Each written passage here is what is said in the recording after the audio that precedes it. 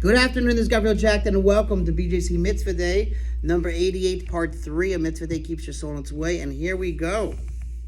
Continuing in the midst of the obligation to celebrate the pilgrimage festivals. The Chinuch proceeds with a deeper explanation of this concept. The reality is that people's souls are closer to the ultimate goodness in that place, i.e. the temple, the Beis Hamikdash, than in any other places.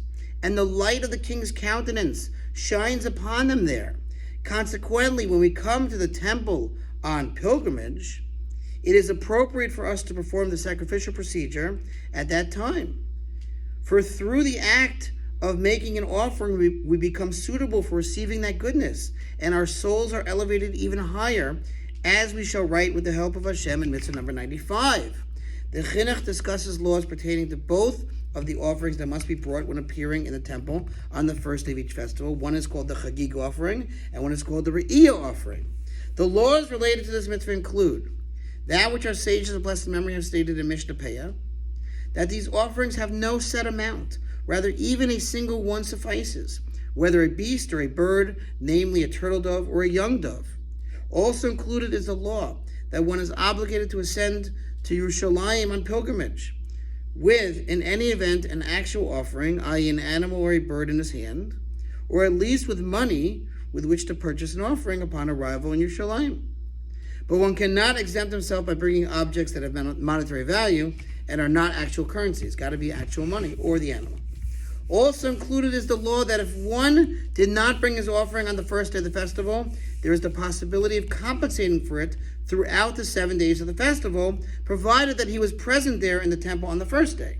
These laws and additional details of this mitzvah are explained in the first and second chapters of Tractate Chagiga.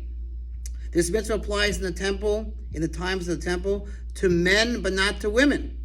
However, it does not apply to all men, as one who is lame, or God forbid blind, or even in one of his eyes, or ill, or elderly, or extremely delicate, such that he is unable to ascend the temple mount on foot. All of these are exempt from this mitzvah. Likewise, a tumtum and a druggist, which he says here, tumtum is a person of indeterminate gender, and an androgynous is a hermaphrodite, right? Who has both signs. So also Canaanite slaves are all exempt. All other men, however, are obligated to celebrate the pilgrimage festival. He doesn't mention it, but even young boys, because it's the mitzvah of the father to educate them, as long as they can walk up with their father, yes, them too. And even those who have an unsavory occupation, this is such an interesting idea here, such as a dung gatherer or copper miner or a tanner, must cleanse their bodies and garments and ascend to the temple to appear before Hashem, blessed be He. And they are accepted before Him just like the rest of the people of Israel. Apparently they used to smell so bad they make their own shuls. But of course they're included. And yes, they go up with everybody else. And listen to what he says.